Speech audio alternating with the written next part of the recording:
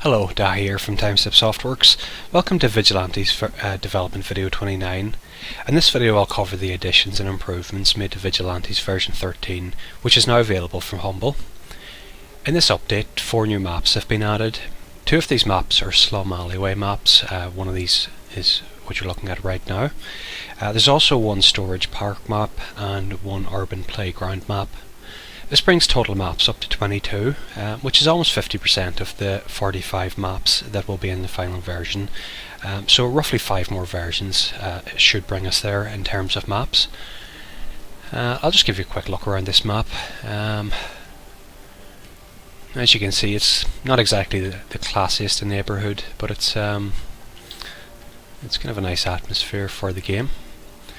You'll also notice that there's fog in the map. The fog will appear now sometimes in some of the night and morning maps. It'll occur randomly. And one of the more significant changes in this update, largely the emphasis in the last few versions has been to work on the combat system, basically with any of the time that's devoted towards features. So in this update, I've added a shotgun cone of fire, so this will kind of differentiate shotguns from the other weapons.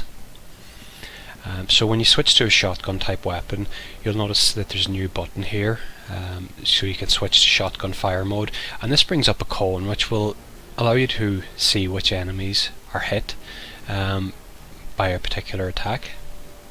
The cone's probably a little too big now, but it's something I'll work on. The shotguns are basically probably a little overpowered at the minute, so enjoy them. Here we can see we can hit 2 enemies with this, 79 and 65. So before I make the attack, I'd just like to show you a couple of extra things which have been added. I'll just switch to move mode for now. Once again, working on developing the combat system. I've added 3 new active perks in this time, and there's also 1 inactive perk. I'll cover the active perks first.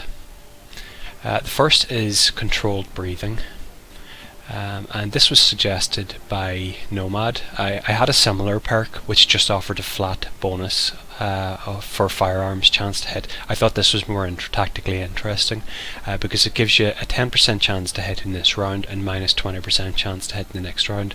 So it could give you a pretty good bonus to chance to hit if you were planning on doing something like using melee or reloading it or healing in the next round. So I replaced the one I had put in, which was quite similar, with this one. I thought it was a better idea for a perk, so thanks Nomad for that. And I'm just going to activate that now. So if we go back to the fire mode, we can see 79 and 65. We'll just exit this. We don't have to, but so I'll activate this, and we'll go back into fire mode. So we've now got 89 and 75. And one of the other perks is tagged. This is a leadership based perk. It allows you to pick out 1 enemy and do 10% extra damage to them for 2 turns. As you can see, it costs 2 AP and it takes 2 turns to cool down. These perks, in terms of balance, they're not quite balanced yet in terms of what they give you and their requirements. The idea is really to let you experiment with all the perks, so you don't have to have very high requirements yet. But I'll activate this also, and I will tag this enemy to have the best chance of hitting. So now I've just got enough AP left to fire the shotgun, so I'll just go ahead and do that now. So 89 and 75. So as you noticed, the closer enemy took more damage because they're tagged, and this can be very useful for taking down high danger enemies, ones that can dish out a lot of damage against you. And that's pretty much all I can do for this turn, so I'm just going to end the turn. This character is sort of a range character, so I'm surprised he's actually dodged anything there. You'll notice as well, Intimidated is appearing when the characters enter the command radius. Now I haven't visualized this yet. I can. I'll hopefully get that done in the next update. But basically, the leader character has a radius around them, and this could be Sam. This will be your, if you only have Sam, it'll be him. If you have multiple characters, it'll be the character with the highest leadership value will be considered the leader for the tactical mission purposes. So to date, this has provided a chance to hit bonus to any allies that are in this radius. Now if you pick this intimidating presence perk, which is a leadership based perk, you can reduce the chance to hit of any enemies attacking within this radius. So this is kind of to strengthen up, to define certain roles. So it benefits you maybe to have one leadership character who will kind of lead the group in the tactical missions. I'm going to go on ahead and fire another shot at these two enemies. I'll actually just check something. Yeah, so I'll do that. And once again you can see that there's the damage difference. And one last thing, it'll allow me to show you how this last perk works. This is called Hunker Down, and I do need to add the names to the tooltip.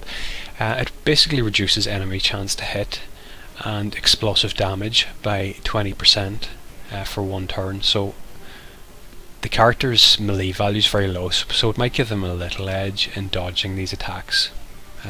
Hopefully it'll be enough to dodge one or two of them. And I'll end the turn now.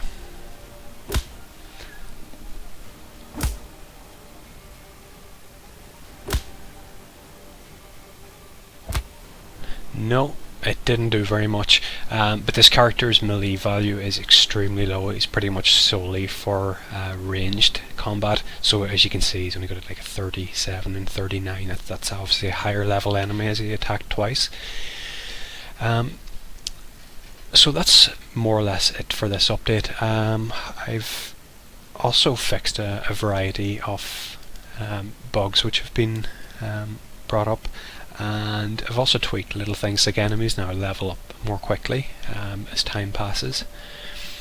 And I've also, there's a suggestion by Night Eyes on the forums to split down the perks by, rather than just having one button to cycle between them. So this shows you the available perks, this shows you the unavailable, and the perks that you already own. So I thought that was a good suggestion. I've also added that in this update. Basically for the next update I'm going to focus on, probably for one more update, to work on the combat system a little more and to bulk that up a little further. So stay tuned, and we'll see what happens in the next update. Thank you very much for watching, and I'll see you next time.